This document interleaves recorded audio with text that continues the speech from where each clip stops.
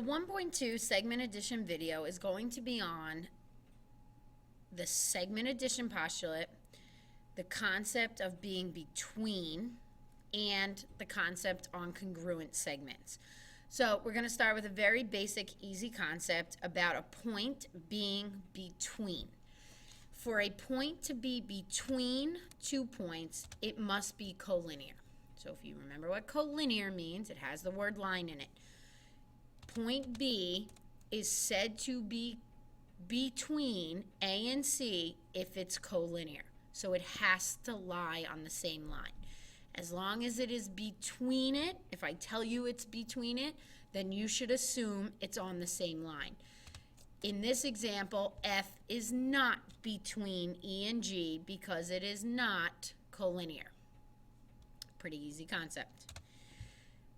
The second concept is the segment addition concept and postulate. And a postulate is a rule that has not been proven, but it's been accepted in geometry.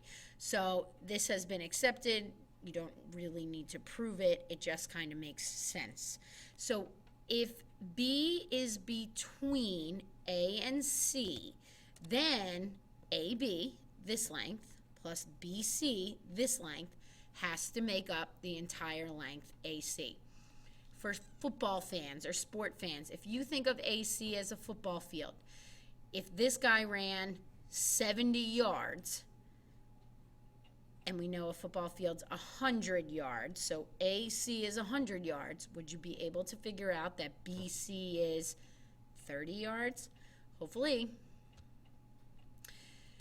The second thing is just the reverse of this. So it says if I tell you that AB plus BC definitely equals AC, then you will know that B is between A and C. So this is just labeling our diagram. AC, this is AB, and this is BC. I can drag this up. Okay, so that is the segment addition postulate, that two small segments add up to a third segment, or the larger segment. Could you try to take 1 second, pause the video, see if you would be able to figure out what GH is?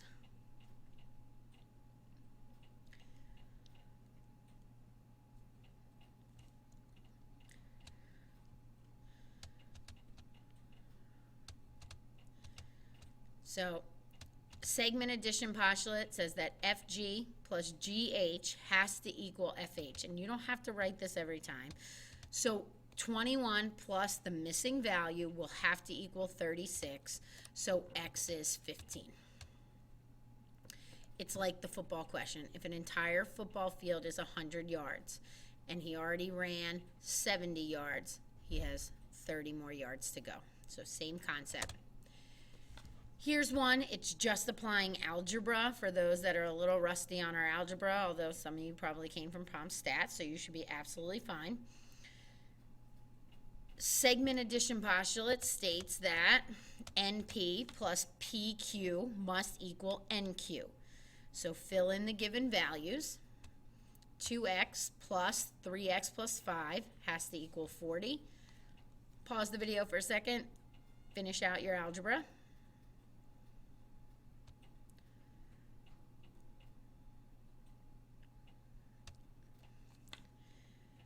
X is 7. Are you done? Should you flip your page? No. I want you to find PQ. So we do have to go back and plug it in. So PQ would be 3 times 7x plus 5. So it's 21 plus 5, 26. On your own, similar concept. Please pause the video here and try this on your own before checking with my answer.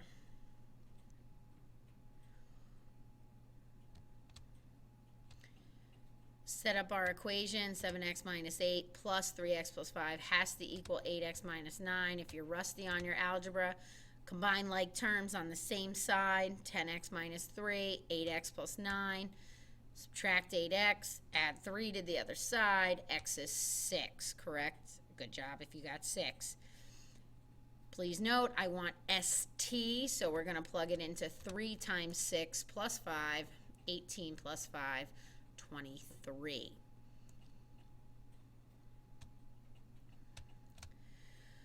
Our next example is exactly the same concept, except for that I give it to you written out, and I tell you that B is between A and C.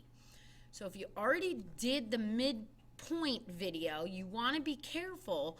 Don't necessarily stick B right smack in the middle. I would draw a picture. You don't know exactly where B is. It could be closer to A or it could be closer to C. It's not drawn to scale. So I just try to put B somewhere between it, but I don't necessarily try to stick it right in the middle. And then I label my diagrams. So I know that AC is 12x plus 16. Okay. I know that AB is 10x plus 4, and I know that BC is 4x minus 3. Now it looks exactly like the problem before. So if you want, pause the video, go ahead and try your own algebra skills out before relying on me.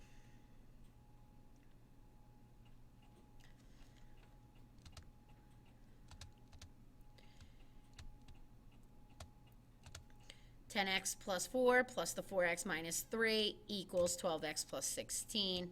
We get x is 7.5. It's okay to get decimals in mathematics. Don't fear them, please. So then we get 10 times 7.5 plus 4 equals 79 because I wanted what the length of AB is. And 79 is my answer. Okay. The last thing we have to get across here is what congruent means. And congruent in geometry is a word that means the same length. So line segments that have the same lengths are called congruent segments. If you look at these two differences, and this is something you absolutely have to understand to become a better mathematician.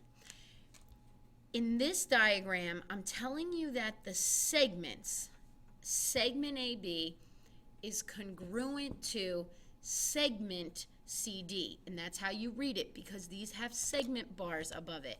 So is congruent to, that's what that symbol means. You have to know that symbol, and you have to understand it goes together when you're comparing segments. Here, they don't have segment bars above it, so it changes what you're trying to say. Instead of saying segment AB, I'm now saying length of AB, or the distance of AB, which is the absolute value, so it has to be a positive distance. You can't have negative distances. So I'm saying that AB is equal to CD in length, so it's equal to. So if I had numbers, like I told you these were 5 centimeters and 5 centimeters, you would say to me, AB is 5 centimeters, CD equals 5 centimeters. You would not say a segment AB is congruent to 5 centimeters. You can only compare congruent with another segment. The other thing you have to understand in geometry is that in order to show mathematically, so that we don't have to write directions out all the time that something's congruent, is that we can use tick marks.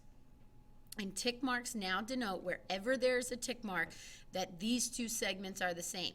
I could have another segment also congruent to them, and I would just put one tick mark. If I wanted to show different segments were congruent in the same diagram, you can put 2 tick marks along the segments to denote that those are congruent. So I asked you to plot these points so that we get a little better at the coordinate grid. Remember that every ordered pair, if you weren't at the midpoint station yet, that every ordered pair is x comma y. So when you go to plot J, it's over 3 from the origin and up 4 because that's positive. When you plot K, it's over 2 to the right because it's positive, up 4 because it's positive. L, over 1, up 4. Remember, x-axis is here, and the y-axis is going the other way. So this is your y-axis, okay? So you remember that you move x and then you move y. So I go over 1, down 2 for m. That's what your two segments should look like. So I plot J, K, L, and M. I asked you to determine if JK, which is a horizontal line, so its slope is 0, so it only has a horizontal distance, or LM, which has an undefined slope and it's going straight up and down. So really, you don't have to do any mathematics. You could just count. You could say this starts at -3 on the x and goes to +2. What you have to be careful about is distance is the absolute value. So it's 2 minus -3 absolute value, which is 5. You could count 1, 2, 3, 4, 5. And then the length of LM, you could count the horizontal distance from -2 to 3, which is the absolute value of -5, so the distance is 5. So JK without the segment bar equals 5. LM without a segment bar equals 5. But how I would write it is to say that segment JK is congruent to segment LM.